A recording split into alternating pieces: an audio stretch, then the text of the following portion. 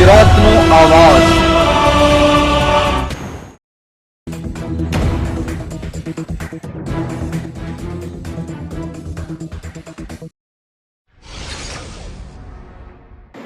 ઉમરેઠ શહેરના ઓડ બજાર, વડા બજાર, લાલ દરવાજા અને જાગનાથ મહાદેવ મંદિર વિસ્તારમાં દૂષિત પાણીના પગલે ઝાડા ઉલટીના રોગચાળાએ માથું ઉંચક્યું હતું।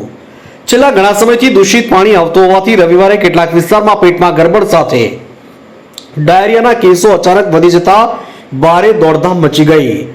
ઉમરેઠ સરકારી દવાખાનાની ટીમો ઘટના સ્થળે પહોંચી। આણંદ આરોગ્ય વિભાગની ટીમે 24 ટીમો ઉતારીને 5200 લોકોનો સર્વે કર્યો, જેમાં તપાસ દરમિયાન 83 જેટલા દર્દીઓ ઝાડા ઉલટીની ઝપેટમાં આવી ગયા, જેમાં 33ની હાલત ગંભીર જણાતા તાત્કાલિક સારવાર માટે હોસ્પિટલ ખસેડવામાં આવ્યા હતા, જ્યારે 50 દર્દીઓને સ્થળ પર સારવાર આપવામાં આવી।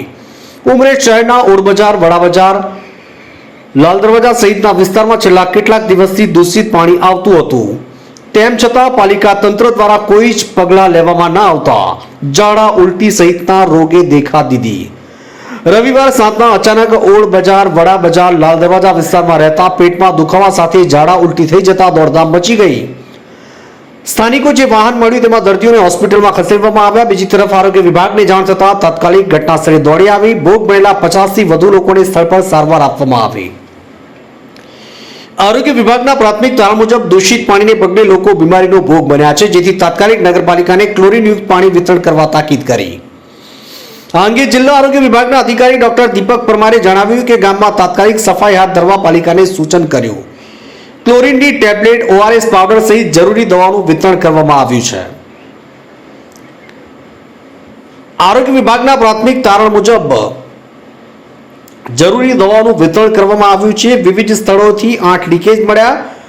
શહેરના ઓડ બજાર વિસ્તારમાં આરોગ્યની ટીમે પાણીની પાઇપલાઇનો ચેક કરી, જેમાં 2 જગ્યાએ પીવાના પાણીની લાઇનમાં પંચર જોવા મળ્યા, તેમજ વડા બજારમાં 2, લાલ દરવાજામાં 1 અને જાગનાથ મહાદેવ વિસ્તારમાં 3 લીકેજ મળ્યા, જેથી આરોગ્ય વિભાગે પાલિકાના સત્તાધીશોને બોલાવી લીકેજનું સમારકામ કરવા તાકીદ કરી। પાણીના 221 સેમ્પલમાંથી 9 ફેલ। શહેરમાં જુદા જુદા વિસ્તારમાંથી 221 નમૂના પાણી લઈને ટેસ્ટ કરાયા, જેમાં ક્લોરીનની માત્રાની ચકાસણી કરાઈ, જેમાં 9 જગ્યાના નમૂના ટેસ્ટ નેગેટિવ આવ્યા, જેથી પાલિકા તાત્કાલિક ક્લોરીન ટીકડીઓની વહેંચણી કરી પાલિકાને તાત્કાલિક લીકેજ પૂરી કરી ક્લોરીન યુક્ત પાણી પૂરું પાડવા તાકીદ કરી છે। સામૂહિક આરોગ્ય કેન્દ્રમાં પલંગ ખૂટતા જમીન પર પથારી કરી સારવાર કરવી પડી। ઉમરેઠના સામૂહિક આરોગ્ય કેન્દ્ર પર ઝાડા ઉલટીની ફરિયાદ સાથે છેલ્લા 2 દિવસથી દર્દીઓ ઉભરાતા દર્દીઓની સારવાર કરવામાં આરોગ્ય તંત્ર હાંફી ગયું હતું। ઉમરેઠના સામૂહિક આરોગ્ય કેન્દ્રમાં પલંગ ખૂટી જવા પામ્યા, જેને પગલે દર્દીઓને જમીન પર પથારી કરી તેમજ બેસાડવાના બાકડા ઉપર સોડાવી દર્દીઓની સારવાર કરવાની ફરજ પડી। નગરમાં સફાઈ તેમજ પાણીની ચકાસણી ઉપર સત્વરે ધ્યાન નહીં આપવામાં આવે તો આગામી સમયમાં સ્થિતિ વધુ વકરશે તેવું આરોગ્ય વિશેષજ્ઞો મત પ્રગટ કરી રહ્યા છે। આણંદથી બસર ચિસ્તીનો રિપોર્ટ।